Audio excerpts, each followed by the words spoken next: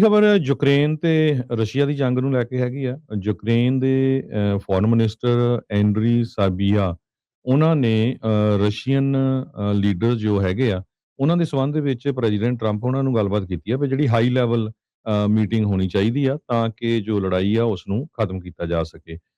ਪਿਛਲੇ ਦਿਨਾਂ ਦੇ ਵਿੱਚ ਹਜੇ ਇੱਕ ਮੀਟਿੰਗ ਹੋ ਕੇ ਹਟੀ ਆ। ਹੁਣ ਅਗਲੀ ਮੀਟਿੰਗ ਜੋ ਆ ਉਹ ਅਮਰੀਕਾ ਦੇ ਵਿੱਚ ਲੱਗ ਰਿਹਾ ਵੀ ਇਹ ਹੋਊਗੀ। ਸਬੀਹਾ ਨੇ ਇਹ ਕਿਹਾ ਆ ਵੀ ਜੋ 20 ਪੁਆਇੰਟ ਪੀਸ ਪਲਾਨ ਹੈਗੀ ਆ ਜਿਹਦੇ ਵਿੱਚ ਯੂਕਰੇਨ ਵਾਲੇ ਉਹ ਜ਼ਪਰਜ਼ੀਆ ਜੋ ਟਾਊਨ ਆ ਜਿੱਥੇ ਉਹਨਾਂ ਦਾ ਨਿਊਕਲੀਅਰ ਪਲਾਂਟ ਆ ਉਸ ਨੂੰ ਆਪਣੇ ਅੰਡਰ ਮੰਗਦੇ ਆ। ਰਸ਼ੀਆ ਵਾਲੇ ਮੇਨਟੇਨ ਇਹ ਕਰ ਰਹੇ ਆ ਵੀ ਨਹੀਂ ਜਿਹੜੇ 20% ਈਸਟਰਨ ਰੀਜਨ ਡੋਨੇਸਕ ਦਾ ਹੈਗਾ ਆ ਉਹ ਉਹਨਾਂ ਦੇ ਕੋਲ ਹੋਣਾ ਚਾਹੀਦਾ ਆ। ਸੈਕੰਡ ਰਾਊਂਡ ਜਿਹੜੀ ਗੱਲਬਾਤ ਆ ਉਹ ਆਬੂ ਧਾਬੀ ਦੇ ਵਿੱਚ ਹੋਈ ਸੀ ਪਿਛਲੇ ਹਫ਼ਤੇ ਤੇ ਜਿਹਦੇ ਵਿੱਚ 314 ਜਿਹੜੇ ਪ੍ਰਿਜ਼ਨਰਸ ਆ ਉਹ ਐਕਸਚੇਂਜ ਵੀ ਕੀਤੇ ਗਏ ਹੈਗੇ। ਯੂਕਰੇਨ ਵਾਲਿਆਂ ਨੇ ਰਸ਼ੀਆ ਨੂੰ ਦੇ ਦਿੱਤੇ, ਰਸ਼ੀਆ ਵਾਲਿਆਂ ਨੇ ਆਪਣੇ ਯੂਕਰੇਨ ਨੂੰ ਦੇ ਦਿੱਤੇ ਹੈਗੇ ਆ। ਜੋ ਪ੍ਰੈਜ਼ੀਡੈਂਟ ਵਲਾਡੀਮੀਰ ਜ਼ੈਲੈਂਸਕੀ ਆ ਉਹਨਾਂ ਨੇ ਇਹ ਕਿਹਾ ਵੀ ਯੂਐਸ ਦੀ ਜਿਹੜੀ ਹੁਣ ਗੱਲਬਾਤ ਚੱਲ ਰਹੀ ਆ ਯੂਐਸ ਦੇ ਥਰੂ ਪੀਸ ਟਾਕਸ ਉਹ ਹੁਣ ਮਿਆਮੀ ਦੇ ਵਿੱਚ ਇਸ ਵੀਕ ਹੋਣਗੀਆਂ। ਤੇ ਕੀਵ ਜੋ ਯੂਕਰੇਨ ਵਾਲੇ ਆ ਉਹ ਇਸ ਨੂੰ ਐਗਰੀ ਕਰ ਗਏ ਹੈਗੇ ਆ ਵੀ ਹਾਂ ਅਸੀਂ ਮਿਆਮੀ ਦੇ ਵਿੱਚ ਨੈਕਸਟ ਰਾਊਂਡ ਆਫ ਜਿਹੜੀ ਗੱਲਬਾਤ ਆ ਉਹਦੇ ਲਈ ਹਾਜ਼ਰ ਹੋਵਾਂਗੇ। ਜੀ।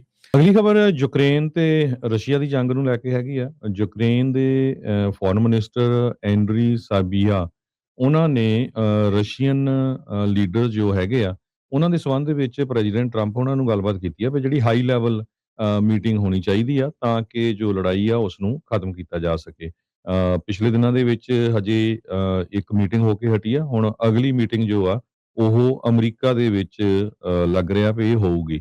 ਸਬੀਹਾ ਨੇ ਇਹ ਕਿਹਾ ਆ ਵੀ ਜੋ 20 ਪੁਆਇੰਟ ਪੀਸ ਪਲਾਨ ਹੈਗੀ ਆ ਜਿਹਦੇ ਵਿੱਚ ਯੂਕਰੇਨ ਵਾਲੇ ਉਹ ਜ਼ਪਰਜ਼ੀਆ ਜੋ ਟਾਊਨ ਆ ਜਿੱਥੇ ਉਹਨਾਂ ਦਾ ਨਿਊਕਲੀਅਰ ਪਲਾਂਟ ਆ ਉਸ ਨੂੰ ਆਪਣੇ ਅੰਡਰ ਮੰਗਦੇ ਆ।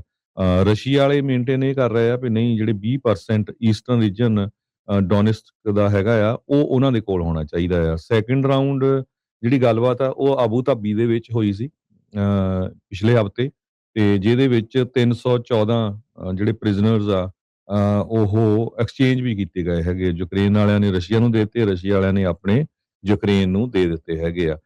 ਜੋ ਪ੍ਰੈਜ਼ੀਡੈਂਟ ਵਲਾਡੀਮੀਰ ਜ਼ੈਲੈਂਸਕੀ ਆ ਉਹਨਾਂ ਨੇ ਇਹ ਕਿਹਾ ਵੀ ਯੂਐਸ ਦੀ ਜਿਹੜੀ ਹੁਣ ਗੱਲਬਾਤ ਚੱਲ ਰਹੀ ਆ ਯੂਐਸ ਦੇ ਥਰੂ ਪੀਸ ਟਾਕਸ ਉਹ ਹੁਣ ਮਿਆਮੀ ਦੇ ਵਿੱਚ ਇਸ ਵੀਕ ਹੋਣਗੀਆਂ। ਤੇ ਕੀਵ ਜੋ ਯੂਕਰੇਨ ਵਾਲੇ ਆ ਉਹ ਇਸ ਨੂੰ ਐਗਰੀ ਕਰ ਗਏ ਹੈਗੇ ਆ ਵੀ ਹਾਂ ਅਸੀਂ ਮਿਆਮੀ ਦੇ ਵਿੱਚ ਨੈਕਸਟ ਰਾਊਂਡ ਆਫ ਜਿਹੜੀ ਗੱਲਬਾਤ ਆ ਉਹਦੇ ਲਈ ਹਾਜ਼ਰ ਹੋਵਾਂਗੇ। ਜੀ।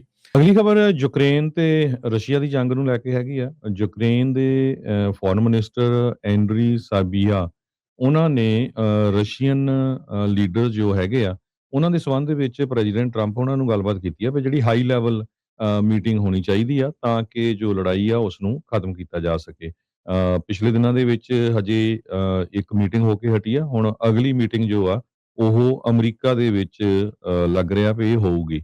ਸਬੀਹਾ ਨੇ ਇਹ ਕਿਹਾ ਆ ਵੀ ਜੋ 20 ਪੁਆਇੰਟ ਪੀਸ ਪਲਾਨ ਹੈਗੀ ਆ ਜਿਹਦੇ ਵਿੱਚ ਯੂਕਰੇਨ ਵਾਲੇ ਉਹ ਜ਼ਪਰਜ਼ੀਆ ਜੋ ਟਾਊਨ ਆ ਜਿੱਥੇ ਉਹਨਾਂ ਦਾ ਨਿਊਕਲੀਅਰ ਪਲਾਂਟ ਆ ਉਸ ਨੂੰ ਆਪਣੇ ਅੰਡਰ ਮੰਗਦੇ ਆ।